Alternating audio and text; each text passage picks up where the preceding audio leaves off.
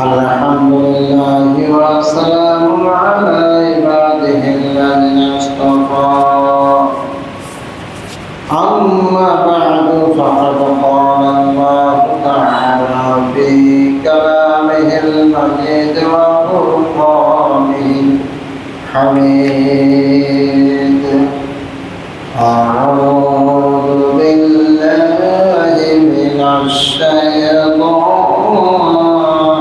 الرجيم بسم الله الرحمن الرحيم فإذا جاءت الطامة الكبرى يوم يتذكر الإنسان وسعى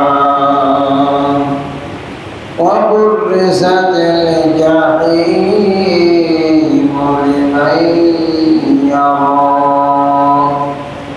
فأما من طغى وآثر الحياة الدنيا فإن الجحيم هي المأوى وأما من خاف مقام ربه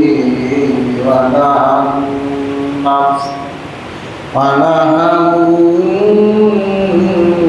النفس عن الهوى فإن الجنة هي المأوى وقال تعالى في آخر السورة فإذا جاءت الصاخة يوم يفر المرء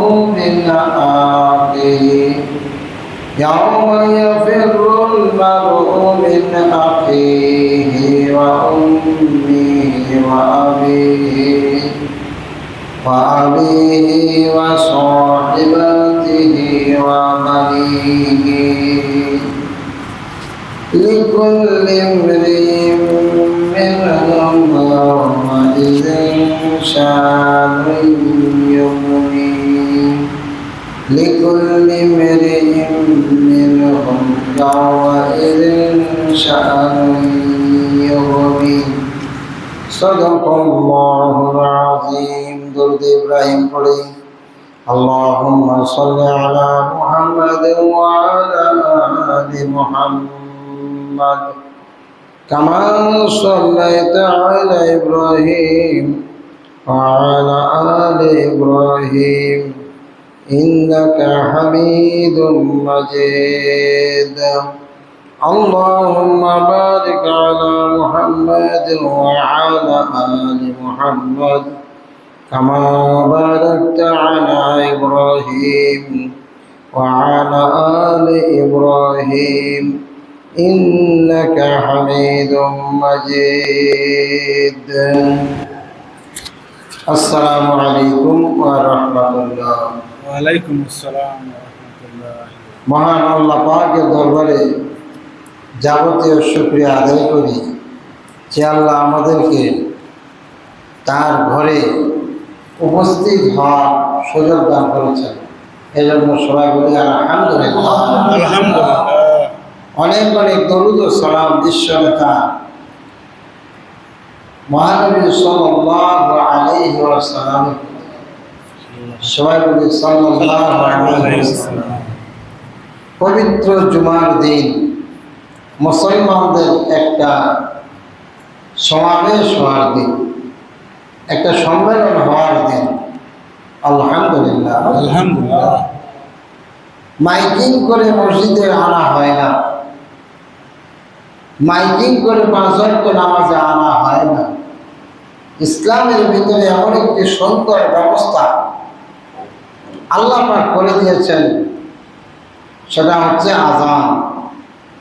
আজান দেওয়ার সাথে সাথে মুমিনদের অন্তরে যখন চলে গেল আজানের আওয়াজ, তখন তার ধাক্কা লাগা শুরু হয়ে গেছে, তার অ্যাকশন শুরু হয়ে গেছে যে এখন আজান হলো, আমাকে মসজিদে যেতে হবে, দ্রুত যেতে হবে।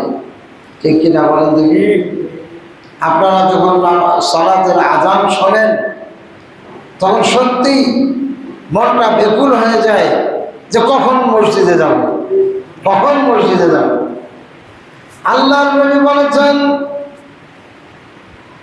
যে ব্যক্তি আজান শুনবে সমস্ত কাজ বন্ধ করে দিয়ে আজানের জবাব দেবে এবং চুপ থাকবে, আজানের জবাব দিতে হবে এবং চুপ থাকবে।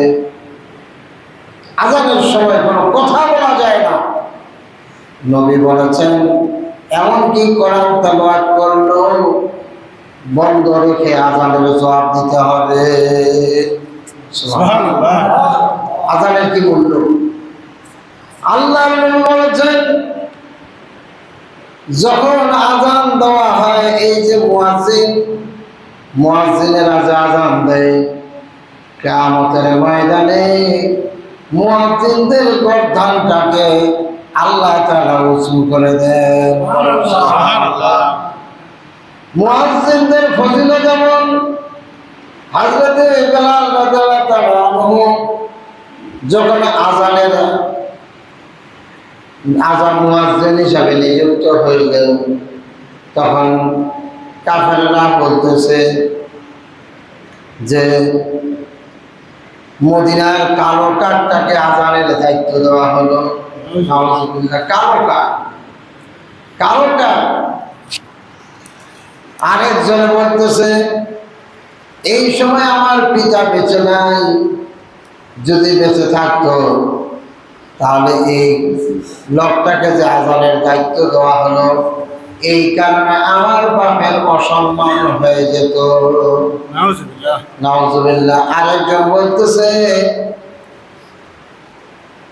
তার ব্যাপারে আমি কোনো কথা বলতে চাইব না, কারণ কথা বললে সঙ্গে সঙ্গে মুহাম্মদের রব তাকে জানিয়ে দিবে। এই কথা বলতে না বলতে সঙ্গে সঙ্গে কোরআনের আয়াত নাযিল হয়ে গেল। আল্লাহ রাব্বুল আলামিন জানাই দিলেন, ইন্না আকরামাকুম ইনদাল্লাহি আতকাকুম, নিশ্চয়ই তোমাদের ভিতরে সবচাইতে সম্মানিত ব্যক্তি তারা, যারা একমাত্র শুধুমাত্র কেবলমাত্র আল্লাহকে ভয় করে থাকে। বলেন সুবহানাল্লাহ। বেলাল রাদিয়াল্লাহু তাআলা আনহুর ব্যাপারে এই আয়াতটা নাযিল হয়ে গেল। কত সম্মান! বেলাল রাদিয়াল্লাহু তাআলা আনহু একটু মানুষটা খাটো ছিলেন, ঠোঁটগুলো মোটা মোটা ছিল, শরীরটা খুব কালো ছিল, ঠোঁটগুলো মোটা ছিল, চুলগুলো কোঁকড়ানো ছিল, দেখতে তেমন একটা সৌন্দর্য নাই। কিন্তু এমনই বেলালের দিলটা পরিষ্কার, এমন বেলালের দিল পরিষ্কার হওয়ার কারণে আল্লাহর নবী মেরাজে বেলাল রাদিয়াল্লাহু তাআলা আনহুর মতো আওয়াজ পাইতেছেন। বলেন সুবহানাল্লাহ। তাহলে এই আজানের আওয়াজ শুনে কোনো মানুষ আর বাড়িতে বসে থাকা সঠিক হবে না। আজান শোনার সঙ্গে সঙ্গে মসজিদে আসতে হবে, এসে নামাজের হালতে বসে পড়তে হবে। কিন্তু আমাদের লোকজন কি করে? ফেলাতর ওয়াজ, ফেলাতর খুতবা, যাই শুধু নামাজটা ধরবে আর নামাজ ধরে বাস, নামাজ শেষ আমিও শেষ, আর কোনো খবর নেই। হয় কিনা এরকম? মসজিদে মন টেকে না। আল্লাহর নবী বলেছেন, দুনিয়ার মধ্যে শ্রেষ্ঠ জায়গা হলো মসজিদ। বলেন সুবহানাল্লাহ। শ্রেষ্ঠ জায়গা হলো মসজিদ, আর সবচেয়ে নিকৃষ্ট জায়গা হলো বাজার। সবচেয়ে নিকৃষ্ট জায়গা হলো বাজার। বাজারের মধ্যে দেখেন একজন আরেকজনের গেল্লা শেখায়ত করতেই থাকে, অপবাদমূলক কথা বলে কার সাথে কার কি ষড়যন্ত্র এগুলো হতেই থাকে। কিন্তু মসজিদে আসলে মানুষ, সকল মানুষ নিরাপদ। বলেন সুবহানাল্লাহ। যাক, আয়াতগুলো আমি তেলাওয়াত করেছি। এই আয়াতের পরিপ্রেক্ষিতে আজকে কথা বলবো।